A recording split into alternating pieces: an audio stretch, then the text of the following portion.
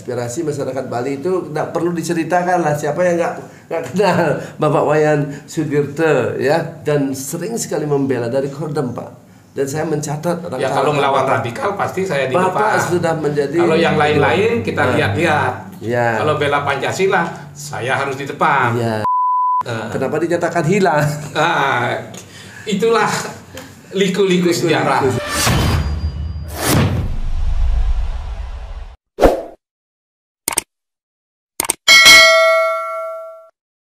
Selamat datang di Jarak Podcast.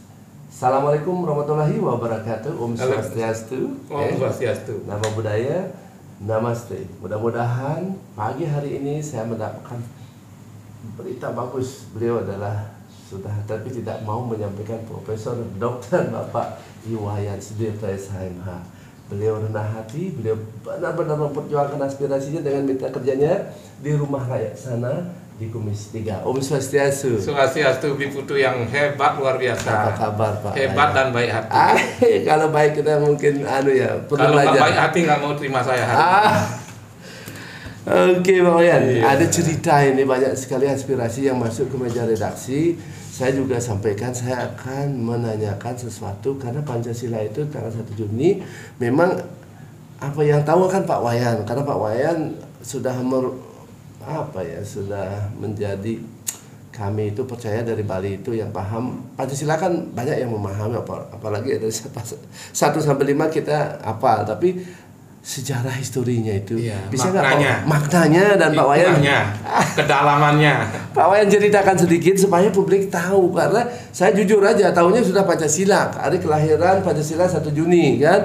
Wow, lain-lainnya maaf mungkin gara-gara usia. Silakan Pak Wayan sampaikan kepada publik ya. Iya. Baik Biputu, boleh mulai Biputu? Boleh silakan. Terima kasih Biputu Om Swastiastu.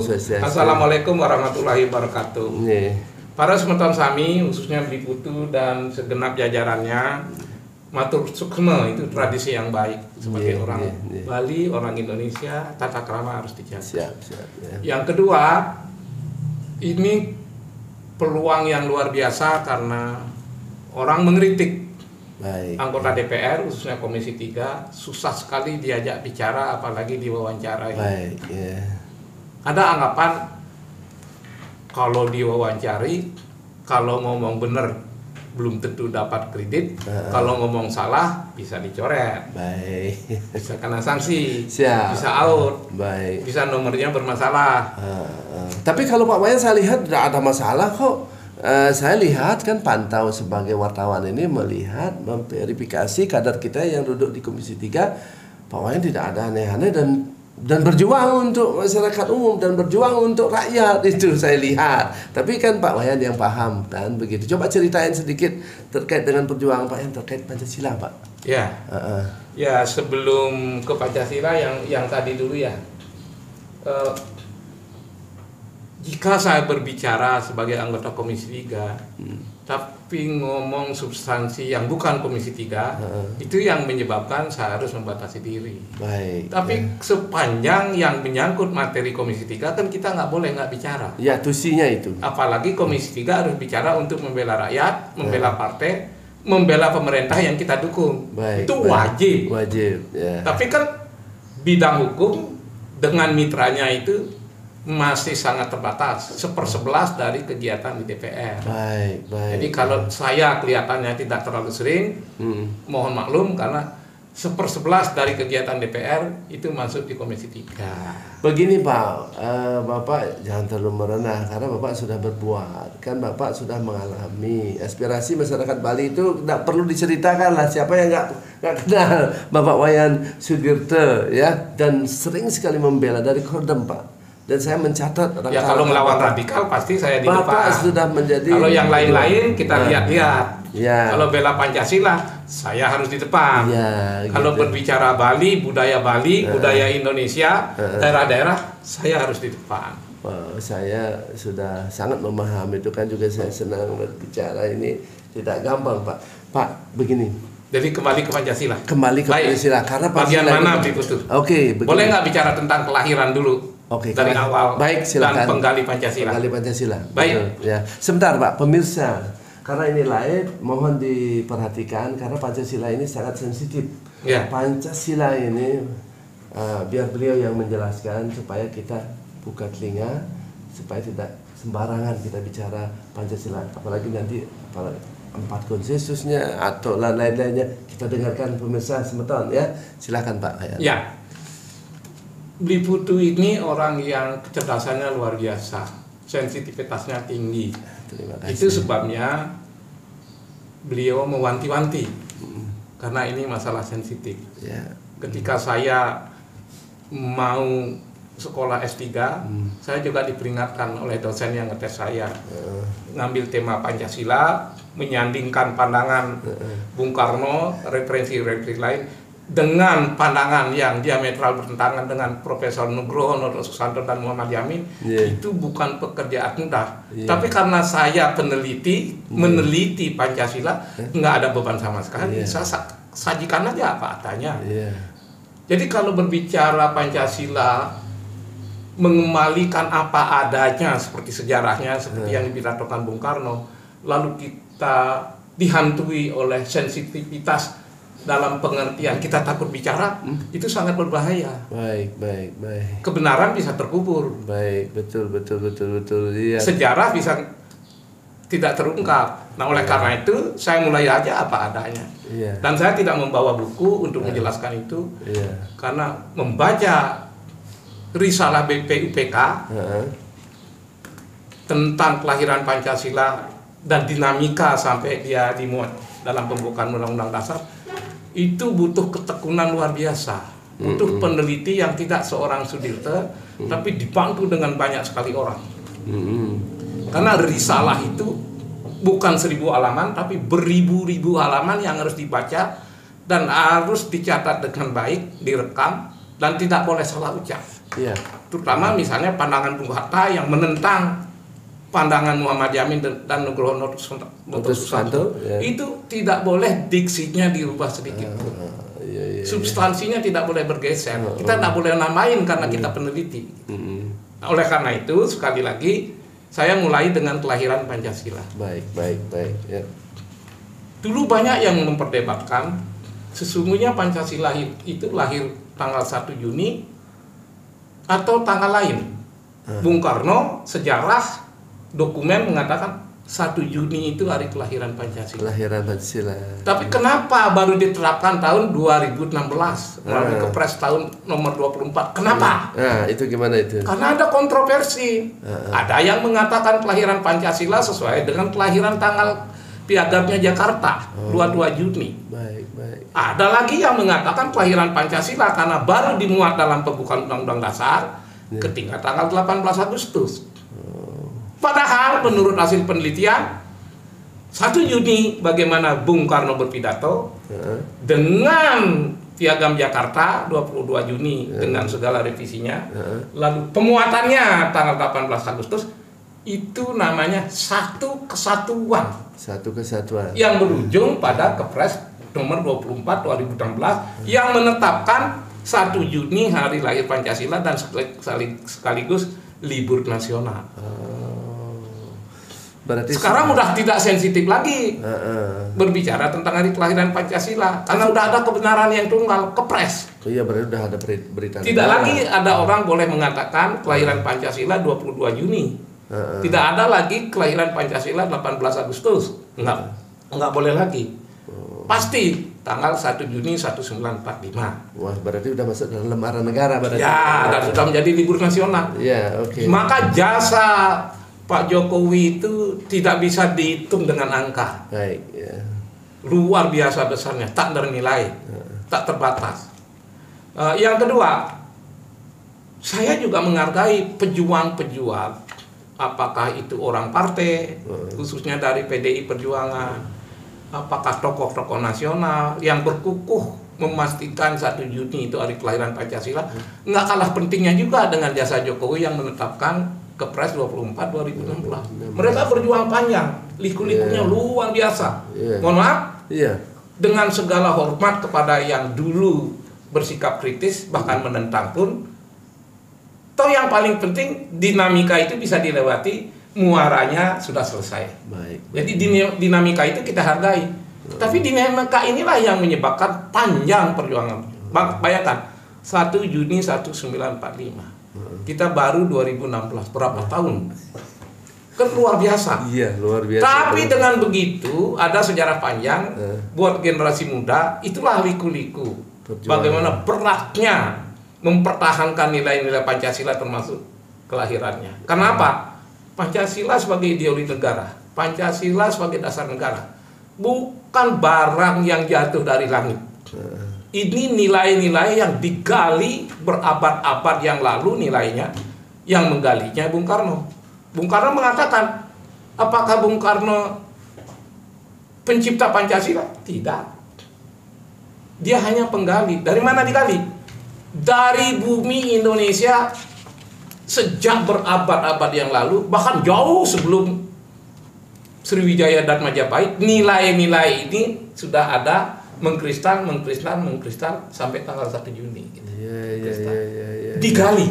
Itu sebabnya ketika saya maju ujian kemarin, banyak sekali mengangkat sila-sila Pancasila, pidato Bung Karno, nilai-nilai Pancasila berkaitan dengan budaya lokal, khususnya budaya Bali. Ya, hukum positif kita lah ya. Iya, jadi ini hukum Bali yang hidup. Iya. Nah, problemnya ada yang bertanya waktu itu, kenapa Pancasila perlu diteliti? Yaitu ada kontroversi tentang kelahiran. Ada juga yang meragukan Bung Karno sebagai penggali Pancasila, seorang yang tunggal. Apa buktinya? Ada buku kecil yang dibuat oleh Nugroho Noto Susanto. Apa buku kecil itu? Mengutip sumber tunggal dari tulisan Muhammad Yamin. Bagaimana tulisan Muhammad Yamin? Kita nanti bisa bahas lebih lanjut. Tapi intinya ada upaya ketika zaman Orde Baru, upaya apa? Upaya mendegradasi peranan Bung Karno sebagai penggali Pancasila. Baik. Salah satu isi buku Profesor Nugroho Noto Susanto, ini profesor loh. Baik. Mengutip Muhammad Yamin mengatakan penggali Pancasila selain Bung Karno juga Supomo dan Muhammad Yamin. Begitu tulisan Nugroho Noto Susanto, seorang profesor yang mengatakan mengutip buku Muhammad Yamin. Sehingga ketika buku itu keluar di zaman Orde Baru, tokoh-tokoh nasional yang masih hidup yang hadir ketika BPUPK bersidang 29 Mei sampai 1 Juni protes. Ada yang menyampaikan petisi. Tidak benar bukunya Profesor Nugroho Noto Susanto. Tapi kesulitan pada waktu itu dilihat dari segi dokumen, dari segi fakta. Tokoh-tokoh nasional hanya mengatakan sebagai saksi hidup. Saya yang mendengar pidato Muhammad Yamin, kata Bung Hatta dan kawan-kawan. Apa yang dia dengar? Pidato Muhammad Yamin yang disampaikan tanggal 29 Mei itu tidak sama dengan tulisan Muhammad Yamin dalam bukunya yang dia tulis. Bung Hatta dan kawan-kawan menyatakan beda pidatonya, beda tulisannya. Nah, waktu itu masih juga orang meragukan karena dokumen risalah BPUPK itu belum ditemukan sebagai pembanding di mana Muhammad Yamin menulis buku itu mengatakan bersumber resmi dari risalah BPUPK. Kenapa itu terjadi? Karena risalah BPUPK dibikin rangkap 4 yang menyimpan Pringgo Digdo. Apa itu artinya? Apa jabatan Pringgo Digdo? Wakil Kepala Tata Usaha BPUPK. Dia menyimpan 4 risalah itu. 2 diserahkan kepada pemerintah Jepang. Terus 2 lagi dipegang. Lalu 1 diserahkan ke pemerintahan sementara Jogja. Tapi ketika diserahkan kepada pemerintahan sementara Republik Indonesia di Yogyakarta, ada agresi oleh Belanda. Ketika penyerbuan itu, sekalian juga risalah yang satu itu diambil dan dibawa, disimpan di negeri Belanda. Tinggal satu risalah yang dipegang oleh Pringgo Digdo. Apa yang terjadi?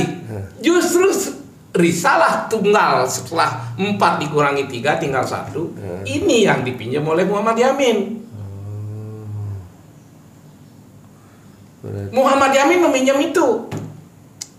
Kenapa dia meminjam? Karena dia ingin menulis yang mengatakan akan mengambil data-data, fakta-fakta dari risalah itu supaya tulisannya benar. Nah, sehabis menulis, Pringgo Digdo dan semua pihak menanyakan, mana risalah yang dipinjam Muhammad Yamin? Karena yang satu di negeri Belanda, Jepang, yang 2 ada di Jepang, ya. Tinggal yang satu yang mungkin ada di Indonesia. Apa kata Muhammad Yamin? Risalah satu-satunya yang ada di Indonesia itu dinyatakan hilang. Oh, berarti Pak Pringgo? Lah, udah nggak bisa ngomong kalau dinyatakan hilang.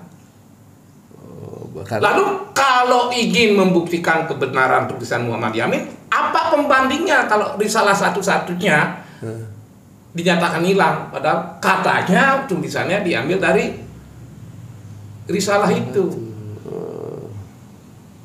Ajaib. Kebenaran tidak bisa ditutupi selamanya dan di mata sebagian orang.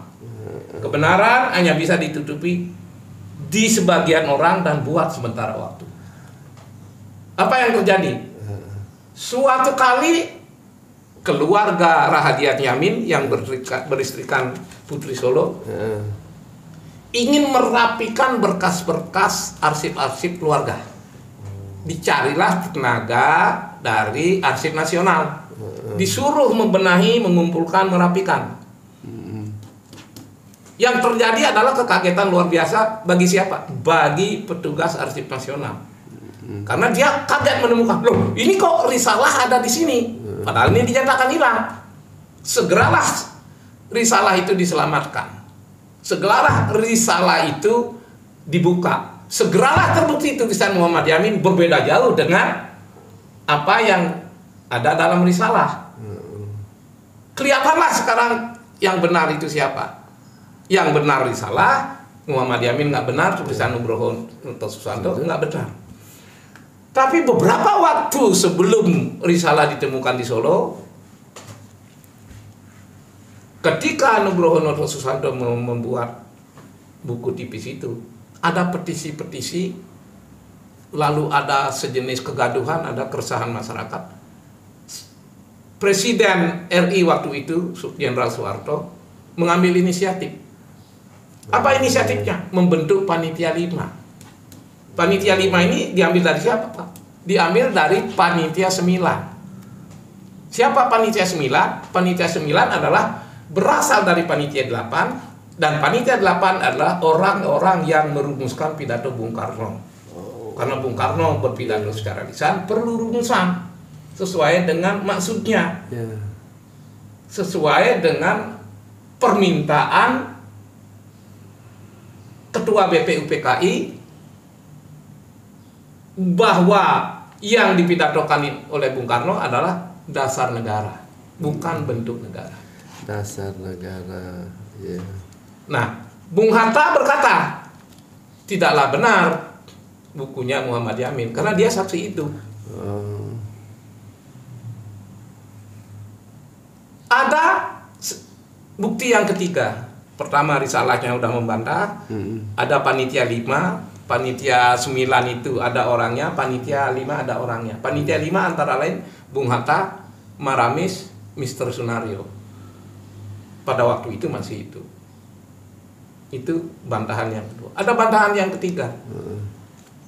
Bantahan ketiga bisa diambil dari adanya dialog sidang BPUPKI tanggal 29 Mei. Waktu itu Rajiman Widyodiningrat, Dr. Rajiman itu membuka sidang dengan mengatakan Para hadirin, para anggota BPUPK, silahkan berbicara. Siapa yang akan berbicara silahkan mendaftarkan diri. Tapi yang harus dibicarakan tidak lain dan tidak bukan hanyalah dasar negara ketika Indonesia merdeka, bukan yang lain.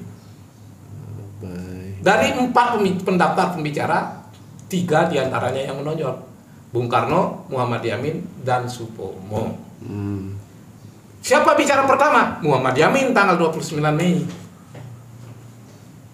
Tapi Muhammad Yamin berpidato bukan tentang dasar negara, tapi bentuk negara.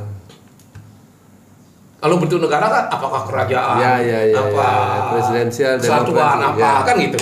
Kalau dasar negara itu kalau Bung Karno itu Weltanschauung, filosofis Grundslag atau Weltanschauung, dasar negara. Nah, Suroso wakil pimpinan SIDA 4 kali menegur Muhammad Yamin. Tegurannya kenapa? Karena Muhammad Yamin selalu berbicara bentuk negara, karena bahan yang disiapkan seperti itu. Tapi Suroso mengingatkan, bicaralah dasar negara. Nah kalau begitu kan berarti Muhammad Yamin memang bukan bicara Pancasila. Iya, betul. Bicara dasar negara saja belum tentu bicara Pancasila, apalagi penggali. Karena diksi Pancasila hanya ada dalam pidato Bung Karno. Silahkan cek. Ada nggak diksi frasa Pancasila itu dalam Piagam Jakarta? Enggak.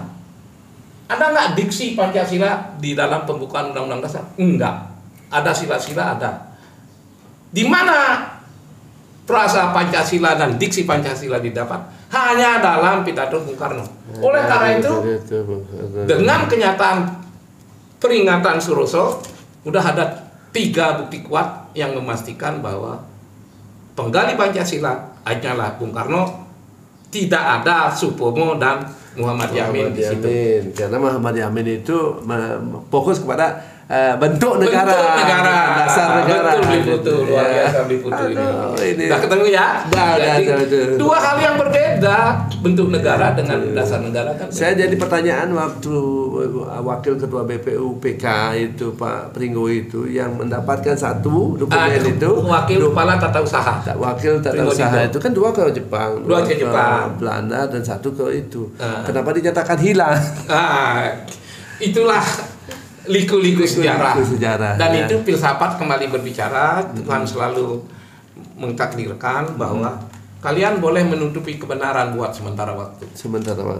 Dan di mata sebagian orang. Ya, tapi tidak di mata semua orang dan selama-lamanya. Boleh katakan hilang, tapi akhirnya kan muncul juga alam yang akan menjawab ya. Oke Pak Wayan, karena ini kan berat sekali menurut saya ini. Saya ini mungkin IQ saya kurang bagus, tapi saya mungkin saya dapat nanti. Bliputu jauh lebih cerdas dibanding saya. Saya bisa ngomong begini, IQ saya rendah karena waktu kecil gizi tidak terlalu bagus. Tapi saya semangat ada. Dokumen-dokumen risalah itu saya hafalin aja. Catatan-catatan itu saya hafalin. Saya mau itu nanti supaya apa? Nanti kan saya kasih disertasi saya 500 halaman lebih. Iya, karena tuh. Dan ketika maju ujian, saya udah membayangkan pasti kan. Yang dikehendaki hadir itu banyak tokoh, ada menteri, ada sekjen, PDI Perjuangan, ada ketua fraksi, ada ketua komisi. Saya sudah membayangkan ini, mohon maaf. Biasanya kan ujian itu 10-20 orang, keluarga dan teman-teman. Tapi entah kenapa singkat cerita kampus menginginkan ini ada forum sedikit lebih besar karena materinya penting karena dan sensitif. Karena histori itu tidak boleh salah, tidak boleh salah apa adanya gitu ya. Sehingga pada waktu itu saya bertekad, walaupun disertasi saya 500 halaman, saya hafalkan saja isinya, setidaknya substansinya, supaya saya melakukan penelitian, jangan melakukan kesalahan seperti Muhammad Yamin dan Nugroho Noto Susanto. Iya, itu karena yang seram itu. Karena kalau salah pada waktu itu pemimpin kita, bisa salah juga kita hari ini. Pemimpin Yugoslavia pernah bertanya dan berdialog dengan Soekarno. Soekarno mulai bertanya, Yugoslavia yang begitu besar negaranya, terdiri beberapa etnis, gimana kalian menjaga persatuan dan keutuhan negara?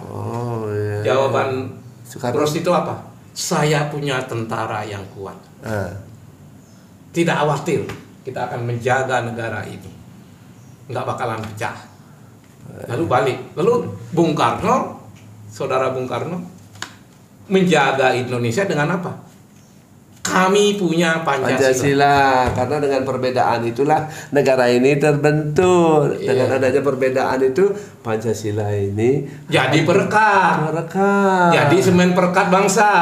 Brilian sekali ini Pak Bung Karno. Ketika saya baca di Putu tentang pembukaan Undang-Undang Dasar, di mana sila-sila Pancasila itu dicantumkan, pertama yang bisa kita gambarkan adalah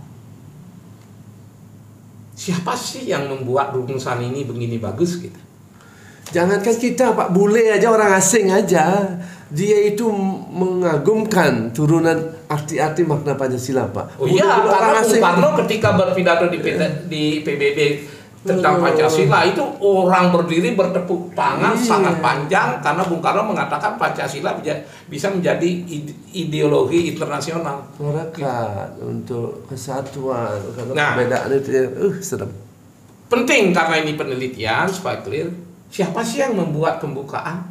Sebenarnya Bung Karno tidak ingin ngambil peran sendiri. Karena itu untuk menjaga keseimbangan di Putu, Bung Karno meminta Muhammad Yamin yang membuat pembukaan, kayak begitu besar jiwanya. Oh gitu ya, padahal Muhammad Yamin yang diminta. Tapi ada tapinya. Apakah Muhammad Yamin menyelesaikan tugasnya sehingga melahirkan pembukaan Undang-Undang Dasar 45 seperti sekarang? Tidak. Terus? Karena Muhammad Yamin ketika disuruh membuat pembukaan panjang lebar tidak fokus, tidak mengena. Maka karena pekerjaannya belum sesuai dengan target yang dikehendaki, akhirnya Muhammad Yamin lagi digabung dengan Panitia 9. Panitia 9 lah yang akhirnya merumuskannya. Kalau sendiri Muhammad Yamin nanti lagi bentuk negara. Paling tidak fokus lah. Udah jelas ya? Kira-kira jadi pembukaan dibikin oleh Panitia 9. Walaupun di situ tidak ada diksi Pancasila. Karena diksi Pancasila hanya dikeluarkan oleh Bung Karno. Tapi sila-sila Pancasila ada. Baik. Terima kasih Pak Wayan. Ini menjadi homework saya dan mungkin masyarakat ya milenial sekarang pun tidak paham ini. Saya yakin ini. Karena nanti Pak Wayan akan membawa euforia baru, artinya atmosfer baru pemahaman terkait dengan 1 Juni, sejarah-sejarahnya dari Muhammad Yamin.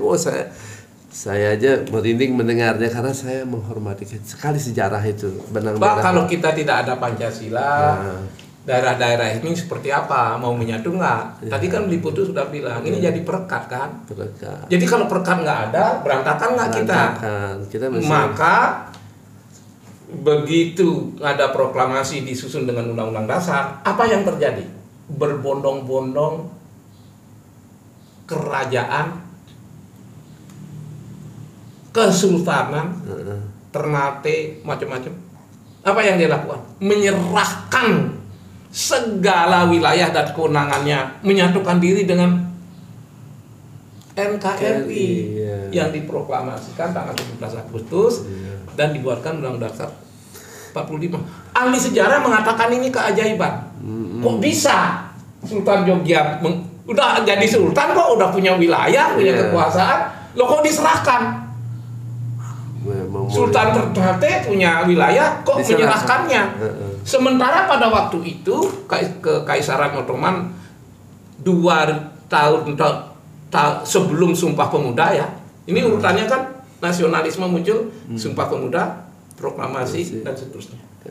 Ketika Ottoman pecah tahun 2022, sebuah kekaisaran yang besar di dunia, kok di tahun 28 ada Sumpah Pemuda menyatukan seluruh komponen bangsa, lalu diproklamasikan tanggal 17 Agustus, dibuatkan Undang-Undang Dasar tahun 18, rame-rame mendukung Republik, menyerahkan kekuasaannya.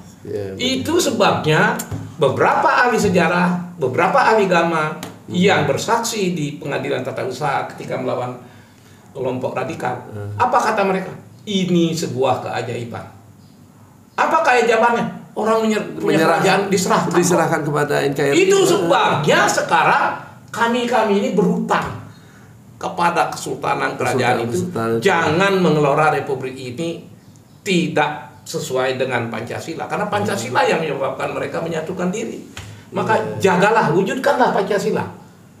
Dan karena itu saya melakukan penelitian ini. Kenapa penelitian ini dilakukan?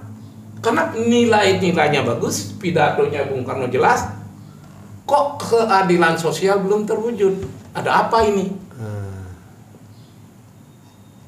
Lalu jika sebagian sudah terwujud dari sila-sila Pancasila, ketika keadilan sosialnya belum terwujud, ketika bumi dan air dan segala kekayaan alam yang terkandung di dalamnya belum digunakan untuk sebesar kemakmuran rakyat, tapi masih dikuasai asing dan segelintir orang, bukankah kita harus berpikir melakukan penelitian ulang apa yang salah?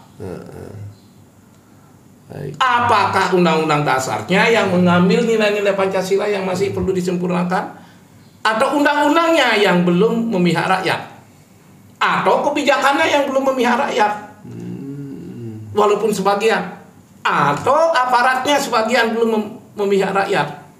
Ini perlu penelitian dan perlu rekonstruksi kembali bagaimana mewujudkan nilai-nilai Pancasila sesuai dengan yang dikehendaki Bung Karno. Ya, karena undang-undang itu kan menyesuaikan dengan kepentingan rakyat secara umum. Ini cerdas sekali. Jadi saya terpancing. Ya, kalau tidak pro kan memang mesti harus. Sebagai anggota Komisi 3 di Putu dulu kan paham. Apa undang-undang yang belum sesuai dengan nilai-nilai Pancasila? Apalagi era KUHP. Sebagian undang-undangnya banyak. KUHP masih peninggalan Belanda. Iya, bahasanya yang sudah bagus. Antara lain kitab undang-undang hukum acara pidana. Apa yang belum bagus? Undang-undang penanaman modal asing belum bagus. Tapi sekarang ini kan sudah dibuka, dengan dibukanya ada undang-undang cipta kerja, prosesnya OSN. Ada upaya ke arah itu. Iya, masyarakat ini sudah merasa terbantu, apalagi membangun perusahaan dari pribadi, koperasi, semuanya itu, dan sekarang menuju ke arah yang bagus. Ya, dan linear sekarang. Mudah-mudahan Menteri BUMN ini bisa. Yang memuji saya ini. Bukan, karena negara yang dipisahkan itu sekarang kan masih harus pro rakyat, Pak. Nah, yang mana kira-kira pro rakyat itu yang mesti harus menjadi prioritas, karena rakyat itu kan panglima tertinggi. Dia pemilik negara. Dia pemilik kedaulatan.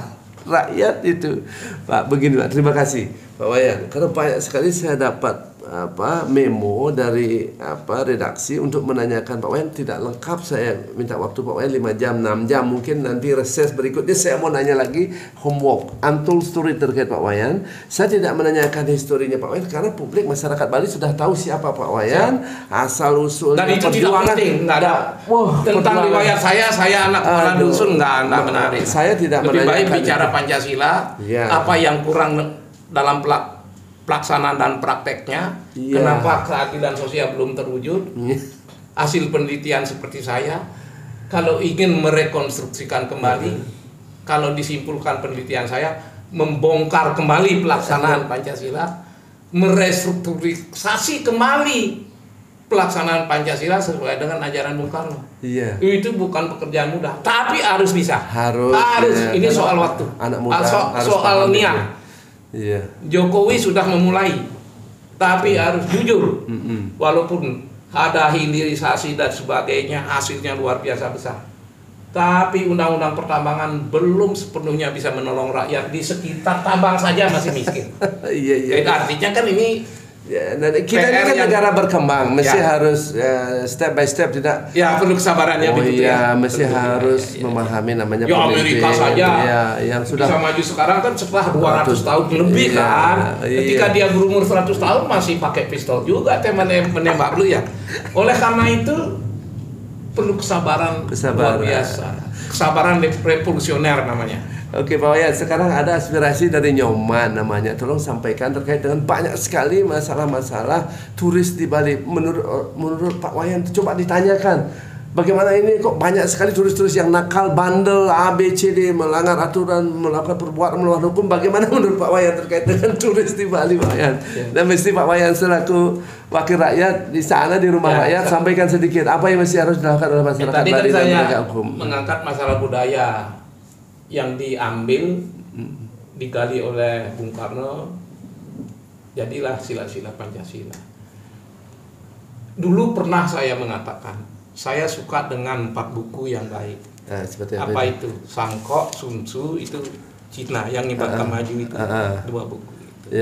Mahabharata Ramayana menyebabkan India dan pengikut-pengikut Weda itu akan maju. Nanti boleh lihat, 4 buku ini akan melahirkan negara-negara besar. Anda boleh bantah omongan saya, Cina akan maju atau enggak? Maju, karena dia punya 2 buku yang bagus. India akan maju nggak? Punya.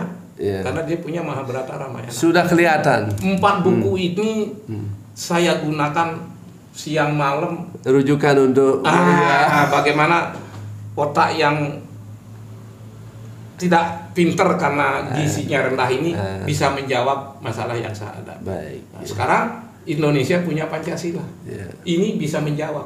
Tadi kan dikatakan bagaimana turis-turis itu. Orang Jawa, orang Jakarta, Ibu Mega marah ngelihat kalau turis itu sesuka-sukanya di sini. Saya disegur oleh Mas Ananta dan yang lain. Kenapa diam Pak Wayan? Kalau orang Bali marah-marah,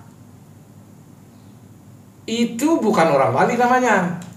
Kalau orang Bali suka marah-marah, siapa yang mau datang ke Bali menjadi tamu, menjadi turis bawa dolar? Justru orang Bali itu kesabarannya luar biasa. Tapi jangan dipikir mereka diam. Mereka punya budaya menyelesaikan masalah itu. Nanti lihat sendiri.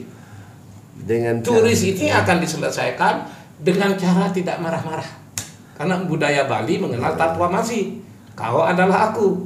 Kalau kita marah sama turis itu sama dengan memarahi diri sendiri. Kalau orang nggak diberitahu, bikin dia tahu. Orang kan boleh keliru.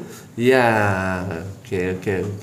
Berarti tidak mesti harus bentak-bentak mereka kan? Tidak perlu. Iya, karena kan sedikit begini, aturan undang-undang di kita punya dengan mereka tidak punya. Tidak perlu bentak-bentak, tapi harus tegas. Harus tegas. Aparat harus tegas. Jangan karena kita baik lalu menjadi lemah. Itu yang tidak boleh. Iya, betul. Harus tegas. Kita masih kekurangan rambu-rambu yang membuat tamu-tamu ini tidak melakukan pelanggaran. Misalnya kalau di kaki gunung, ketika turis itu mau naik, kasihlah petunjuk. Sign ya. Apa yang boleh dan apa yang tidak. Kalau ada pura besar, ya apakah itu Uluwatu, Besaki, apa saja, Satkayangan, berilah petunjuk yang cukup agar mereka tidak melanggar, tidak telanjang dan sebagainya. Tapi apakah saya boleh menyalahkan orang lain, petugas pura, petugas pariwisata? Saya tidak sedang berbicara salah menyalahkan. Ini pekerjaan kita semua. Yuk kita ambil inisiatif. Boleh pemerintah, boleh masyarakat, boleh bersama-sama bergotong royong kata Bung Karno. Iya. Berarti pendapatnya Bali Wayan ini ya, kita tidak perlu emosi-emosi memarah. Tidak ada Pancasila. Tidak ada turis lagi. Musyawarah. Tidak ada oposisi, tidak ada keras-kerasan, tidak ada voting-votingan. Yang ada musyawarah, bicaralah. Yang saya lihat tuh banyak turis-turis dipersekusi oleh lokal itu, bagaimana itu? Dipersekusi, tapi udah penegak hukum sudah berjalan melakukan langkah. Ya memang harus ada koordinasi yang lebih intensif. Saya melihat tanpa mengecilkan peran pemerintah, yang banyak ngambil peran itu desa adat dan pelaku pariwisata. Ini yang aktif. Baik. Tapi kalau nanti bisa meningkat kerjasamanya desa adat, pelaku pariwisata, pemerintah, dan semua insan di Indonesia, karena mohon maaf masa depan pariwisata itu masa depan yang cemerlang. Perancis silahkan cek. Malaysia silahkan cek. Malaysia nggak bekerja apa-apa dengan tamunya yang sekian juta itu, mereka udah bisa hidup. Sekarang karena ini satu tamu bisa menghidupi 3 penduduk. Oke. Dalam 1 tahun. Baik. Ya. Jadi ini cemerlang. Makanya Bali sudah benar bangun pariwisata, jangan menggali tambang di sini. Jangan menggali tambang di sini. Tambang digali, alatnya rusak, kamu protes nak mau datang. Hati-hati. Maka setiap ada mau penggalian, mohon maaf, pertambangan, saya salah satu yang menentang. Mau menggali tambang yang di apa itu yang sumber tenaga panas itu, panas bumi. Geotermal, ya. Geotermal saya menentang. Ada mencoba survei penggalian emas di daerah Karangasem, saya menentang. Karena tidak ada negara maju bisa bertahan seumur hidup dengan hasil tambang. Tambang itu sementara dan menyisakan kerusakan luar biasa. Bung Karno tidak menyukai itu. Tapi Bung Karno ingin tambang itu digali tidak merusak alam. Caranya gimana? Dia menyekolahkan putra bangsa ke berbagai negara untuk menyedot hasil tambang, tidak merusak alam. Sayang Bung Karno dijatuhkan. Kalau tidak, mungkin kita udah maju, lebih maju dari Cina. Baik Pak Wayan, ini brilian sekali terkait dengan satu pandangan turis yang memang mesti harus kita melakukan langkah dengan Pancasila, yaitu musyawarah. Brilian sekali. Kalau dipikir-pikir benar sekali dan bahaya bila saya boleh nggak saya ngambil contoh sederhana sekali. Ya.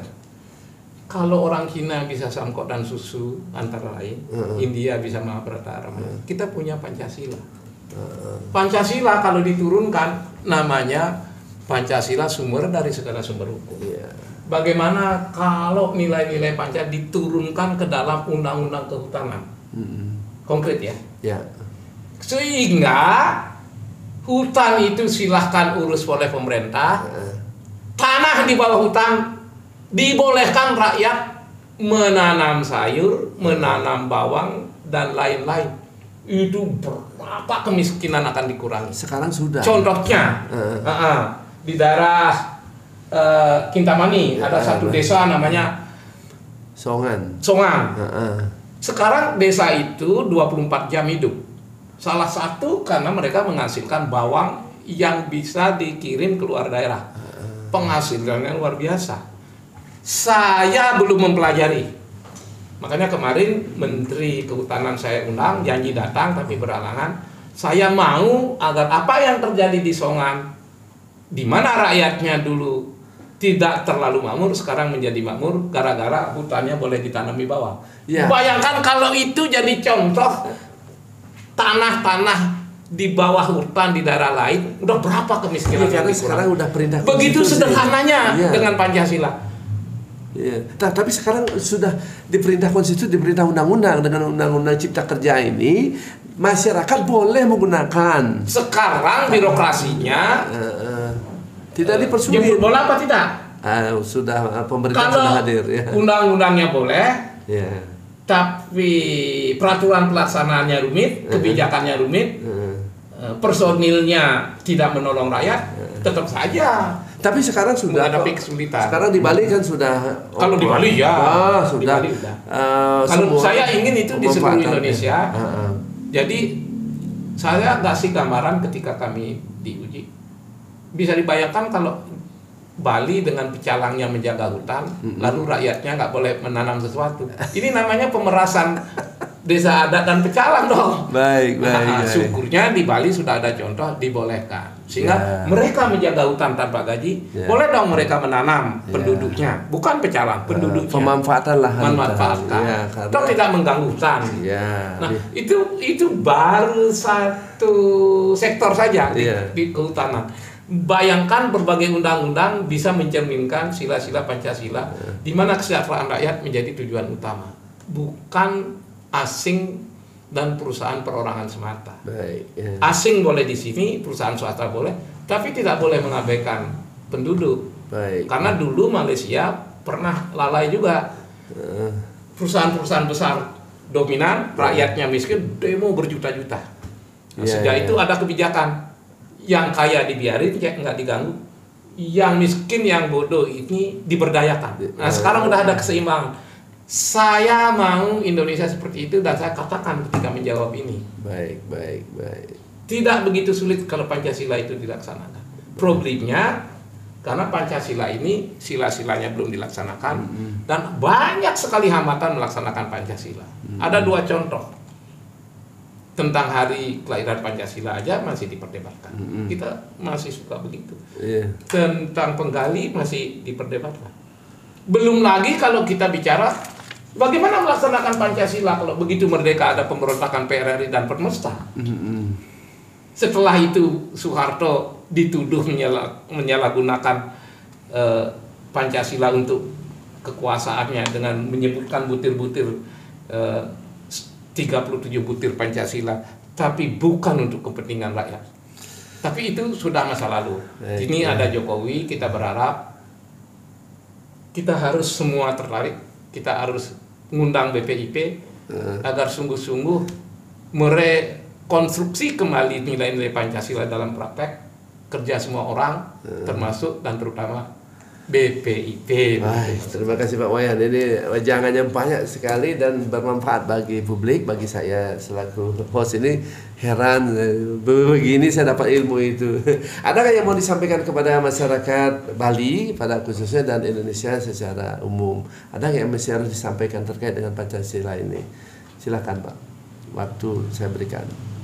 Jika Pancasila ini dipertahankan karena berbagai kegiatan dan kongres, saya punya bukti di Pengadilan Tata Usaha Jakarta Timur, Pancasila itu mau diganti. Ya, itu jangan sampai ada. Jangan sampai ada karena Syria sudah hancur. Kalau kelompok radikal menang, Libya juga sudah hancur, Afghanistan hancur. Kita tidak ingin seperti itu. Maka peganglah Pancasila. Baik. Jangan ada ideologi lain. Jadikanlah Pancasila itu ideologi negara tanpa tergantikan. Baik. Yeah. Sehingga kalau persatuan ini kuat, kita bisa menyongsong Indonesia emas. Dengan berbagai program Jokowi, ancamannya kalau saya bilang hanya satu, jangan pecah. Jangan kayak Syria, jangan kayak Libya. Hati-hati dengan kelompok radikal. Baik, jangan pecah ya. Kalau radikalisasi Pancasila itu perlu. Baik. Ya. Cepat-cepat bumikan Indonesia. Tapi radikal untuk menyerang kelompok lain, merasa paling benar, mengganti Pancasila itu yang nggak boleh. Baik. Gitu. Baik, oke. Yang terakhir Pak. Pak Wayan, sekarang maju ke DPR RI lagi, nomor urut 2 ya? Ya itu sebagai anak kepala dusun, ini partai besar, ini penghargaan luar biasa. Saya dikasih nomor 2, saya berterima kasih. Pemirsa, beliau maju dari Dapil Bali, Partai PDIP nomor 2. Ingat, tapi belum kampanye ini. Nggak boleh, nanti setelah 3 Oktober kita boleh. Tapi saya memperkenalkan beliau karena punya hati terhadap masyarakat. Semoga beliau bisa bermanfaat lagi, membawa aspirasi masyarakat Bali di rumah rakyat sana. Saya minta maaf Bapak Wayan bila ada tutur saya salah, mungkin tidak ada yang salah. Saya akhiri dengan Agung Pramasanti. Om Santi Santi Santi Suksma. Assalamualaikum warahmatullahi wabarakatuh. Sampai jumpa di lain kesempatan di Jarak Podcast. Terima kasih Diputu.